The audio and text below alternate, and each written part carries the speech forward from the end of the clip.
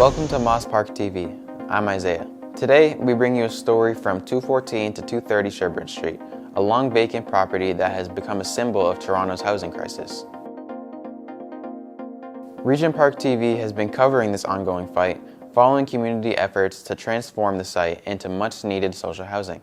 For more than 2.5 years, this site has been at the center of David vs. Goliath struggle between 230 Fightback, a grassroots group of anti-poverty activists, and KingSett Capital. After nearly 2 decades of vacancy, residents and organizers are demanding that the city turn this property into social housing instead of another luxury condominium project. At the recent community block party organized in front of the property, residents gathered with signs demanding social housing, enjoyed food, and listened to guest speakers from other parts of the city who have been involved in similar housing struggles. As part of the event, the community placed symbolic locks on the fence with the message, "We won't be locked out of our community." rptv covered the event and connected with activists and community leaders taking part in the growing citywide movement for housing justice. John Clark from 230 Fightback described how the group is pushing back against corporate developers and city inaction. Today we're organising a block party in front of this empty property, and to have to challenge an empty property that could and should be providing housing for this community that's been sitting empty, vacant for some 17 years is just simply disgusting. So we're challenging that. The developer that owns it, KingSett Capital, wants to build a luxury condominium tower.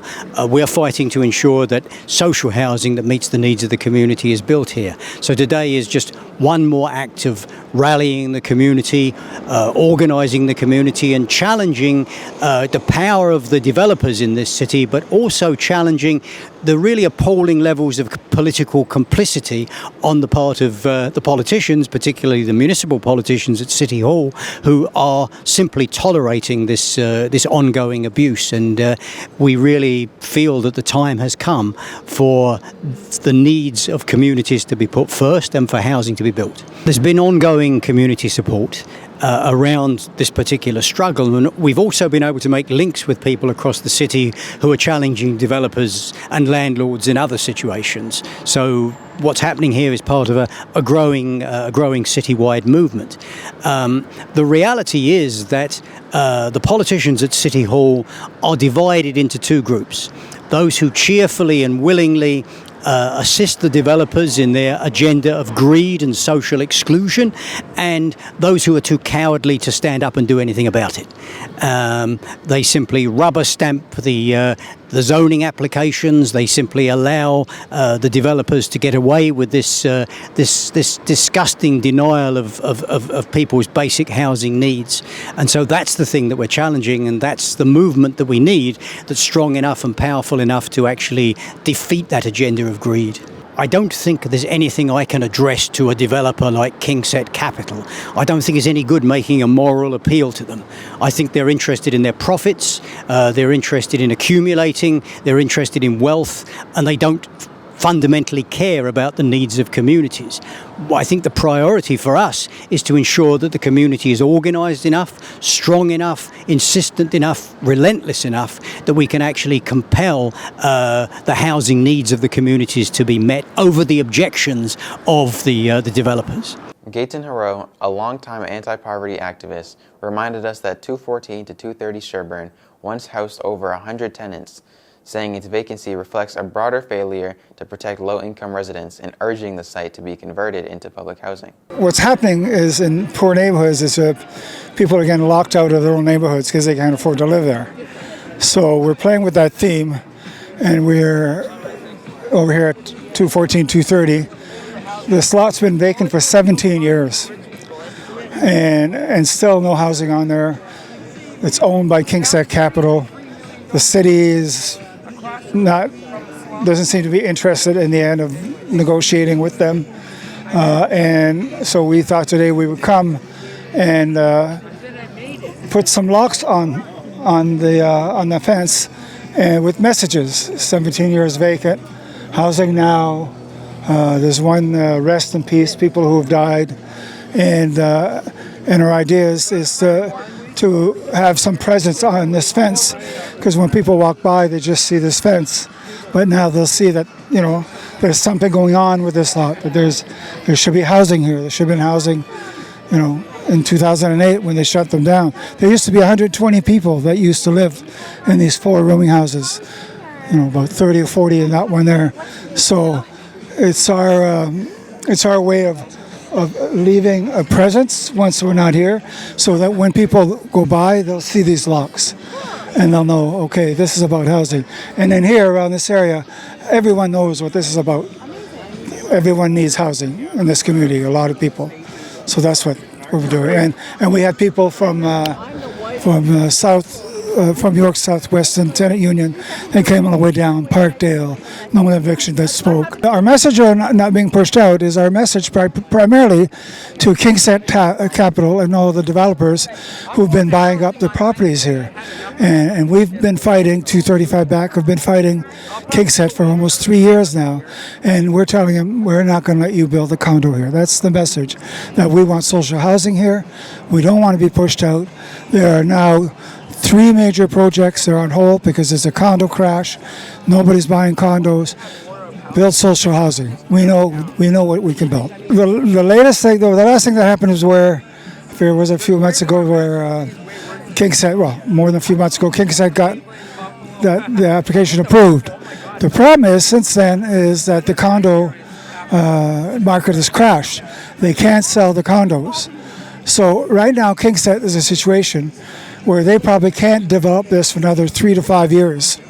And it'll sit empty unless they sell to the city. The city had approached them. They're asking too much money, but we're hoping, given this crisis, or this condo crisis, that they'll give up their greed and take the money they can and build housing that we need. This property has become a symbol of the government's inability to address the housing crisis. It's also a symbol of the developers' greed, and they've been given a free hand to speculate and buy up all these properties, and as a result of that, we have this huge housing crisis here. So why is it important to me? Because I worked down here for more than 30 years.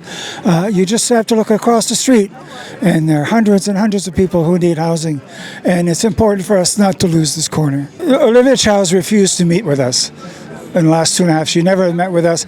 We met with a couple of their staff. Moise has met with us a few times, but it's always the same story, that he's not. There are not any councillors in the city right now who are willing to take on these developers. This is happening across Toronto in poor neighborhoods, and we need councillors and politicians who will take on the developers and say, no, the last thing this corner needs is a condo. And they all know that, but they throw their hands up and say there's nothing we can do. So we're saying no. You have to fight. In Parkdale, there's a big fight around KingSett also. You have to listen to people, and you have to begin to fight back also. Finally, Essen Beatty from the Moss Park Coalition said events like this are vital for residents to advocate collectively for social housing, tenant protections, community safety, and local benefits, showing decision makers that the community is organized in demanding action. These types of events are incredibly important to advocate for social housing because it demonstrates to people in power, landlords, government officials, that people are willing to take the time out of their busy lives, their busy schedules, to work for these sorts of things. Social housing is an incredibly important need in Toronto as the price of living goes skyrocketing in terms of rents, in terms of the price of groceries, in terms of just the cost of being able to live a comfortable life in Toronto. And social housing is an incredibly important need, which is recognized on the federal level and on the municipal level as something that people desire and people are willing to work as hard as they can for. And this sort of event is immensely important because a lot of the times for these sorts of things, it can feel like people are alone. It can feel like people aren't able to work together or advocate collectively for the things that they need. And these sorts of events, they bring people out, and you can talk to your neighbors, you can talk to people who have been in this space for a long time, you can talk to policy advocates, you can talk to housing providers, and you can talk to people who have first-hand experience with precarious housing.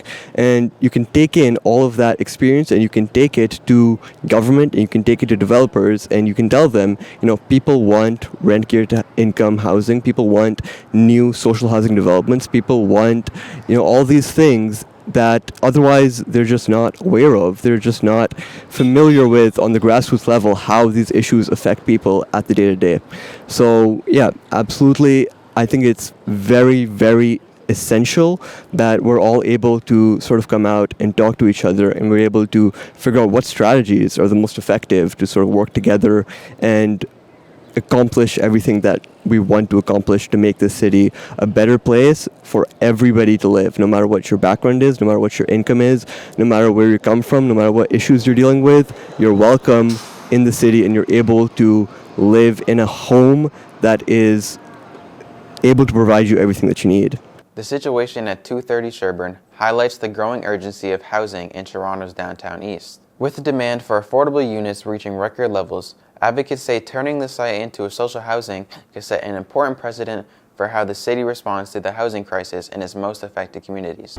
My name is Lindsay. I'm a tenant organizer with No Dem Evictions. Ani Bonjour, Sego. I appreciate the land acknowledgement as a Haudenosaunee woman living on this land, and I'd like to remind folks that we don't own this land. It's never more important than when we talk about what's happening in this city to remember that we borrow this land. We borrow this land from the future. Jesus, okay. Okay, so we all know what's happening in Toronto right now. Affordable housing is being destroyed in front of our eyes. Developer greed and land speculation are ripping apart our neighborhoods, and regular people are paying the price. Developers are not building for us. Developers are not building for the families and communities that already live here. They're building for investors. They're flipping the land, driving property values up, and turning our homes into commodities to be traded like stocks. Shame. Every demolition of a rent-controlled building, every so-called luxury condo that rises in its place is another brick pulled out of the foundation of this city's affordable housing.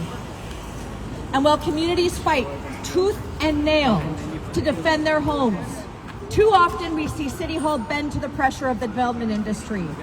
Toronto has become a playground for profit, and regular people, workers, seniors, folks like you, are paying the price. But here's the truth, it does not have to be this way. We don't have to accept the story that housing is just another commodity. We can demand something better. What the city needs is non-market housing. Housing that belongs to the people, not to developers and speculators. We're talking about co-ops, community land trusts, public housing, homes that are permanently affordable because they are taken out of the profit system altogether. That is how we keep people in their homes. That is how we build neighborhoods rooted in care, not displacement. And here's where we come in. City councillors will not act unless we force them to. They will not choose people over profit unless we make them feel the pressure of our communities rising up and demanding real solutions. So let's be clear, we cannot sit quietly by Toronto is handed over to developers. We must organize, fight, and demand that councillors use their power to back our solutions. Community-owned, permanently affordable, non-market housing. The city doesn't belong to investors, it belongs to us. To the people who live here, who work here, who raise their families here. And together we will fight to keep them away. Thank you.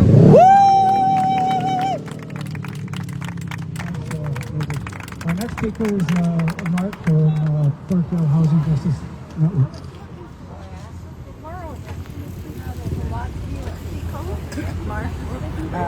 Hi everybody. My name is Matt. I'm with the Parkdale Housing Justice Network. Really happy to be here with y'all today. You probably know that Parkdale is one of the last halfway affordable neighborhoods in the city, and that makes us an attractive target for greedy developers. who want to force long-term residents out of their homes to build more luxury condos. Our group was formed in response to an onslaught of development proposals. Over 20 condos are going to be built in our small neighborhood over the next few years if we don't do something to stop them, including one being developed by KingSett. Same ghouls that have left this property vacant for so many years. We've been struggling against that condo since 2023. And one of the biggest things we've learned fighting this development is that the system is stacked against us. We did everything that you're supposed to do. We collected thousands of signatures for a petition. We made phone calls, we wrote emails, we met with our city councillor, we gave deputations at city council. We told the city clearly that people in Parkdale aren't willing to lose their homes just to make some developers a little bit more money. And what did the city do? At every step of the way, they ignored us and sided with the developers. Shame. So we've come to the conclusion that we're not going to waste any more time going through official channels. A few weeks ago, City Council was voting to give KingSett final approval to demolish 3 buildings in our neighborhood and evict a bunch of our neighbors to build their condo. We went to their meeting and we put KingSett on notice. No matter what the city says, Parkdale will not let that happen. They had to throw us out of the building just to vote on the motion. The legal process is over now. They have all the permits they need to move forward, but our fight is just getting started. We know that true power doesn't come from City Hall, it comes from the people. And people in Parkdale aren't going to sit and watch our neighbors get evicted. We're not going to sit and watch our neighborhood get demolished. We're going to keep fighting until we stop these parasitic developers and get the things we really need. From Parkdale to Moss Park, we don't need luxury condos. We need affordable housing. We need supportive housing. We need to keep people in the houses that they already have. Yes. We need housing for all, and we are going to keep fighting until we get it. Thank you.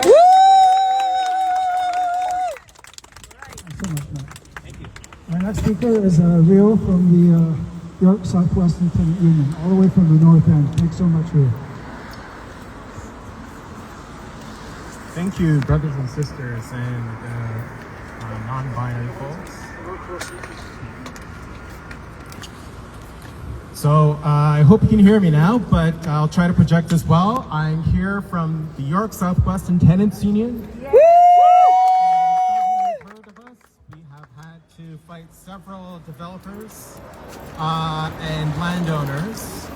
I'm not sure if we have fought KingSett yet, but they should be afraid of us. And that's because we rally our neighbors together. When we come together as neighbors, we are stronger.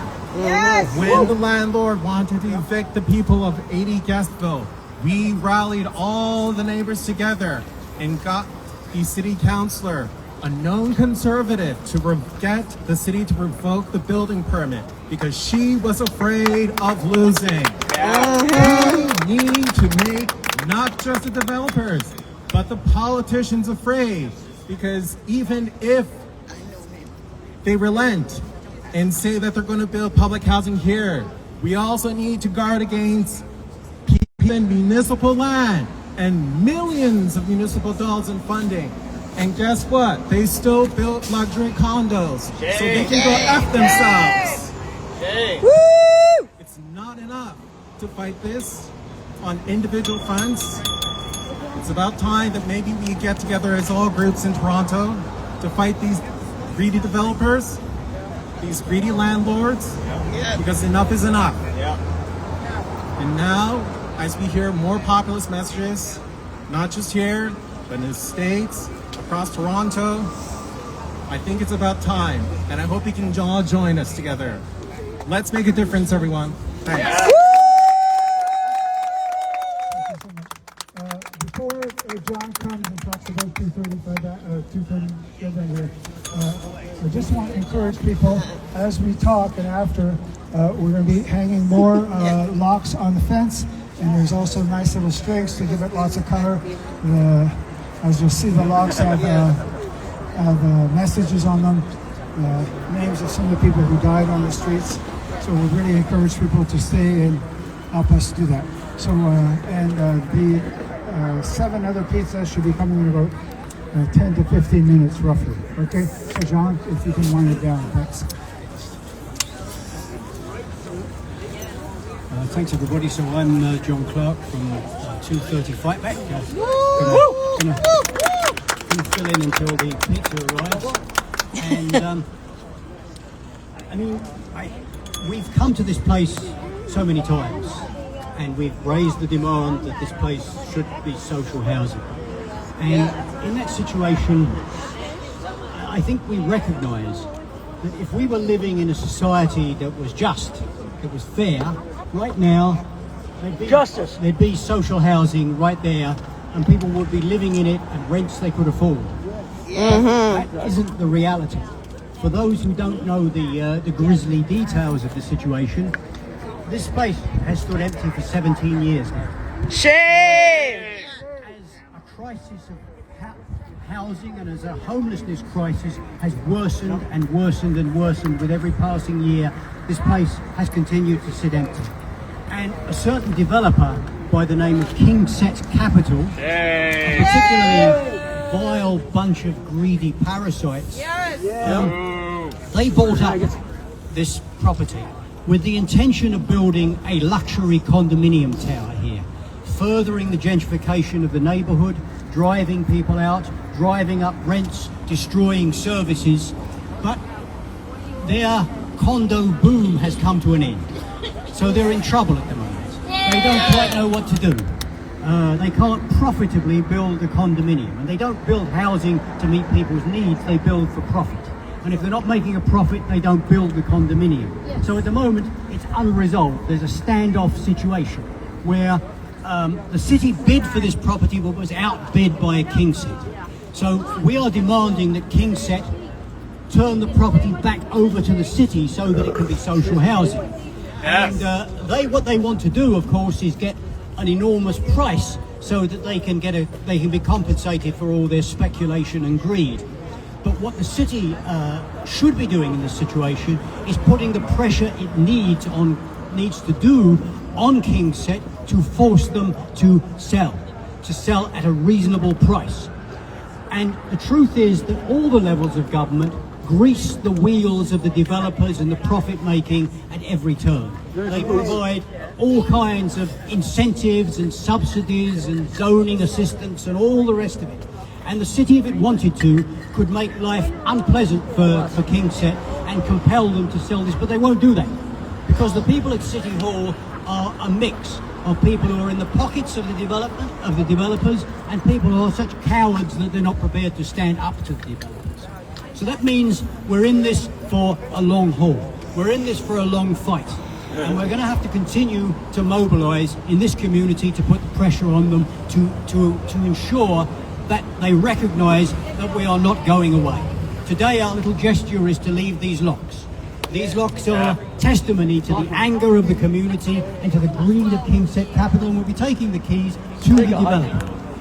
We want people to understand that it is an absolute obscenity to be in a situation where you have this property standing idle, slated to be a luxury condominium for upper middle class people, in a place where we see the evidence of poverty and destitution and homelessness all around it. So we need to keep up the pressure, we need to maintain it, and this community is not going to accept the notion of this place standing empty, and it's not going to accept the notion that this should be luxury housing, a play palace for rich people. This must be housing that the community needs, and we're going to continue to fight for it. So thank you very much, everyone. Thank you so much for watching. Don't forget to like, comment, share, and subscribe to our YouTube channel. Also follow us on social media, and for more information, check out our website.